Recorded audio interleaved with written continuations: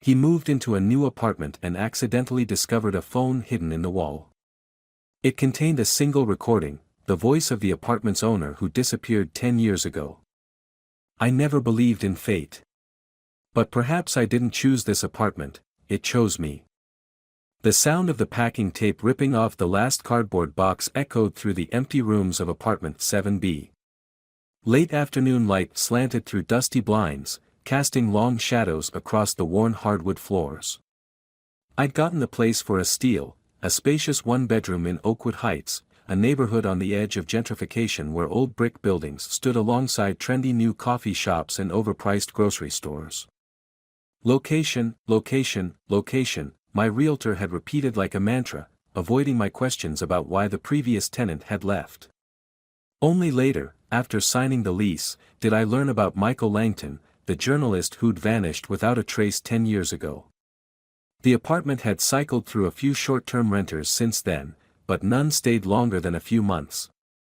Some claimed to hear strange noises. Others just said it never felt like home. I didn't believe in ghost stories. I needed affordable rent in a decent neighborhood, and superstition wasn't a luxury I could afford on a freelance graphic designer's income. The renovation started 3 days after I moved in. The landlord had agreed to cover the costs of new paint and fixing the cracked bathroom tiles, a small miracle in the current rental market. I decided to tackle the living room walls myself, peeling away the faded floral wallpaper that looked like it belonged in a 1970s sitcom. That's when I found it. The wallpaper came away in long, satisfying strips, revealing patches of yellowed plaster underneath. As I worked my way around the room, my scraper hit something different, a small, hollow-sounding section near the corner. Curious, I tapped around it, defining the edges of what seemed like a makeshift compartment. Using a putty knife, I carefully pried at the edges until a chunk of plaster came loose, revealing a small cavity. Inside was a plastic bag, sealed with electrical tape. My heart raced as I pulled it out, brushing away plaster dust to reveal the contents, an old flip phone, black with silver trim, the kind people carried before smartphones took over. I turned it over in my hands, feeling its solid weight. The battery was dead, of course. But something about finding it hidden away, deliberately concealed within the wall, sent a chill down my spine. This wasn't something forgotten or lost, it had been hidden. Intentionally. My laptop charger fit the phone's port, and after 30 minutes of charging, the screen flickered to life with a nostalgic startup animation. The battery indicator showed only a sliver of power, but it was enough. I navigated through the basic menu, no contacts, no text messages, no photos. Just a single audio file in the media folder, dated October 17, 2014. The day before Michael Langton was reported missing. My thumb hovered over the play button. A voice in my head whispered that I should just turn the phone off, put it back where I found it, and patch the wall. But curiosity won out. I pressed play and held the phone to my ear.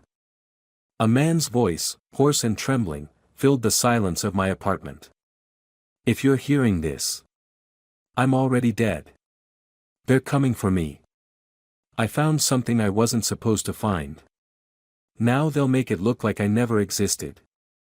I froze, standing motionless among the renovation debris, as the recording continued.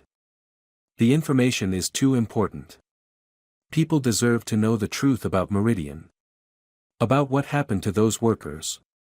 I've hidden a flash drive. They'll never find it.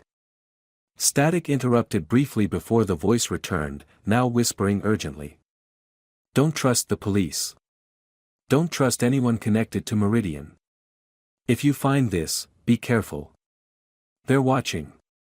They're always watching. The recording ended abruptly. I played it again, listening for any details I might have missed the first time. The name Meridian seemed familiar, but I couldn't place it immediately. That night, sleep evaded me.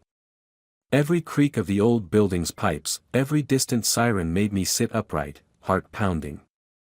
I spent hours researching Michael Langton online, piecing together the story from old news articles and forgotten blog posts. Michael had been 32 when he disappeared, a respected investigative journalist for the Chronicle, known for exposing corporate corruption. His last published article had questioned safety protocols at Meridian Manufacturing, a pharmaceutical equipment company with a factory on the city's outskirts. 3 workers had died there within 6 months, all officially ruled as accidents. Michael claimed to have evidence suggesting otherwise, but before he could publish his follow-up piece, he vanished. His car was found at a train station 50 miles away. His credit cards and bank accounts remained untouched. The police investigation concluded that he had likely left town voluntarily, perhaps due to mounting gambling debts mentioned by an anonymous source. The case grew cold. People moved on. Michael Langton became just another unsolved mystery in a city full of them. But now, his voice, desperate and afraid, had reached out from the past, and somehow, the mystery had become mine. Morning arrived with no answers, only more questions. I called in sick to my freelance job and began a methodical search of the apartment. If Michael had hidden a flash drive here, where would it be? Somewhere that wouldn't be found during routine maintenance or by the next tenant, but accessible enough to retrieve when needed. I checked every vent, unscrewed switch plates, looked behind kitchen appliances. By mid-afternoon, frustration was setting in. Maybe someone else had found it years ago. Maybe Michael had been paranoid, hiding something that never existed. Taking a break, I sat on the bedroom floor, back against the wall, and considered my options. Report the phone to the police. They'd likely dismiss it as nothing, a decade-old mystery with no new evidence besides a cryptic recording that proved nothing. As I idly tapped my fingers against the baseboard, I noticed something, a hollow sound, different from the solid thud of the surrounding sections. I leaned closer, examining the seemingly ordinary piece of wood trim. One section, about 3 inches wide, had been cut and reattached so carefully that it was almost imperceptible. Using a screwdriver, I gently pried at the edge until the piece came loose. Behind it was a small cavity carved into the wall. And there, wrapped in electrical tape, was a tiny flash drive, no bigger than my thumbnail. My hands trembled as I inserted it into my laptop. A single encrypted file appeared, prompting for a password.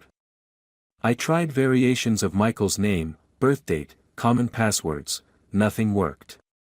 Frustrated, I returned to the recording, listening again for any clues. The truth about Meridian. About what happened to those workers.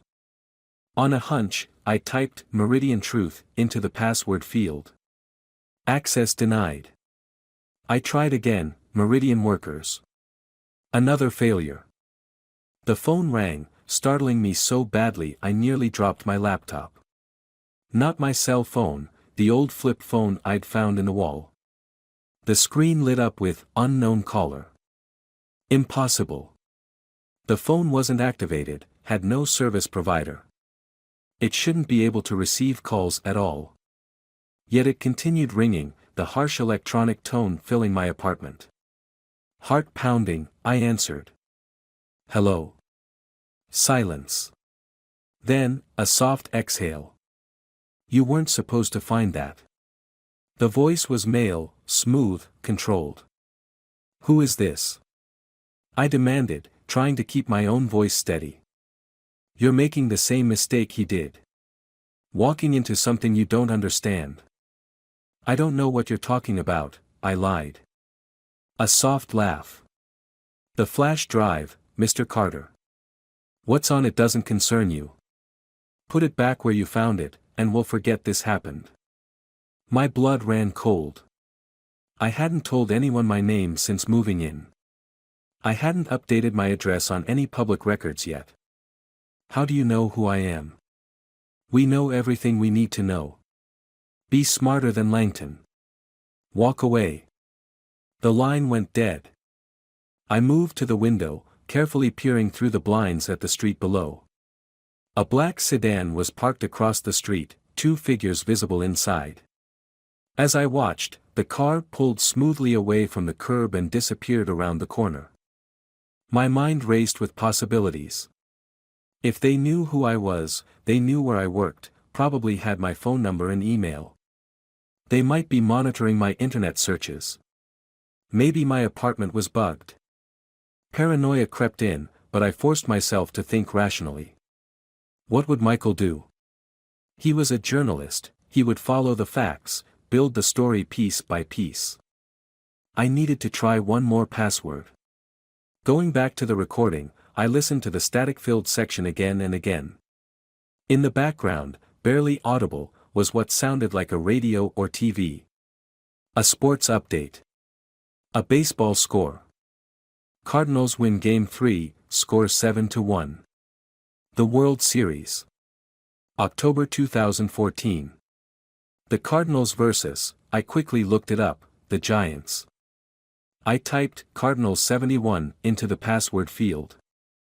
The file unlocked. Inside was a treasure trove of information, photographs of internal Meridian documents, emails, financial records, witness statements. All pointing to a deliberate cover-up of toxic chemical exposure that had killed not just 3 workers, but potentially dozens over the years. Cancer clusters in neighborhoods surrounding the plant. Falsified safety reports. Bribes to inspectors. And names. Executives, lawyers, 2 police captains, a city councilman. All implicated in keeping Meridian's deadly secret. No wonder Michael had disappeared. I copied the contents to a secure cloud account, then to another flash drive I kept in my wallet. Insurance. If something happened to me, at least the information would survive. The question was what to do next. Going to the police seemed futile given the evidence of their involvement. Major news outlets? Maybe, but how could I be sure they weren't compromised too? As darkness fell, I made my decision. Michael had trusted in the power of truth. I would follow his lead, but with more caution. I had contacts in independent media, people who couldn't be easily silenced or bought. I would share what I'd found, but anonymously, from a safe distance. First, though, I needed to get out of the apartment. They knew I had the flash drive, and they wouldn't wait long to act. I packed quickly, clothes, laptop, essential documents, and headed for the door, then stopped. Something felt wrong. The hallway light that always flickered was steady now. Had someone been in the building? Changed the bulb? Instead of taking the main stairs, I went to the fire escape at the end of the hall, pushing through the heavy door as quietly as possible. The metal steps clanged softly under my feet as I descended, scanning the alley below. Clear. I reached the bottom, dropped my bag over the last railing, and jumped down after it. A figure stepped out from behind a dumpster. Mr. Carter. The same smooth voice from the phone. I believe you have something that belongs to us. He was tall, unremarkable in his dark suit. Behind him, the black sedan idled, its engine a soft purr in the quiet alley. I don't know what you're talking about, I said, calculating the distance to the street beyond him. Please. Let's not waste time. He extended his hand. The flash drive. Now. And if I've already shared what's on it? A tight smile. You haven't. You're the cautious type. You would verify everything first, reach out to trusted contacts, make arrangements. All of which takes time. He stepped closer. Time you no longer have. A second figure emerged from the car, shorter, stockier, with the easy confidence of someone accustomed to violence. I took a deep breath, considering my options. Running seemed futile. Fighting, even worse. What happened to Michael Langton? I asked, playing for time. The tall man's expression didn't change. Mr. Langton made certain choices. Poor ones. Did you kill him? That's not a productive line of questioning. Another step forward. The flash drive, please. Final request. My phone buzzed in my pocket, a text message. Probably nothing important, yet somehow, it felt significant. A reminder that I was still connected to the world, that people would notice if I disappeared. In that moment, I made my choice. "All right," I said, reaching slowly into my pocket. "You win." I'd like to say I had a brilliant plan. That I'd prepared for this moment. The truth is, I acted on pure instinct and adrenaline. Instead of the flash drive, I pulled out my phone, already dialing 911, and hit the emergency call button as I threw it directly at the tall man's face. He ducked, giving me just enough time to shove past him, knocking him off balance. His partner lunged for me, but I was already running, abandoning my bag, focused solely on reaching the street. Behind me, shouts. The sound of footsteps. A car door slamming. I ran faster than I ever had, cutting through alleys, vaulting over a fence, emerging onto a crowded street where a group of bar hoppers provided momentary cover. The sedan appeared at the corner, crawling through traffic, searching. I ducked into a 24-hour diner, breathing hard, and headed straight for the bathroom. In a stall, I pulled out the flash drive, the real one, and considered my options. Michael Langton had tried to expose the truth and paid the ultimate price. Would I share his fate? Or would I be smarter, more careful in how I proceeded? Outside, the sedan cruised past the diner's windows, a dark predator searching for its prey. I knew they wouldn't stop looking. The truth on that flash drive threatened too many powerful people. But now I had what Michael never got, a warning, a head start. As I sat in that diner bathroom, clutching a tiny piece of plastic that contained evidence of corporate murder and corruption, I realized the choice I faced wasn't just about survival. It was about justice. About whether the truth would remain buried in a wall or finally see the light of day. The phone I'd found had delivered a decade-old message. Now it was up to me to decide what to do with it. Whatever I chose, one thing was certain, like Michael before me, I'd stepped into something bigger and darker than I could have imagined. And there was no going back. What really happened to Michael Langton? And who was now hunting me? I didn't know. But I intended to find out, if I survived long enough to uncover the truth.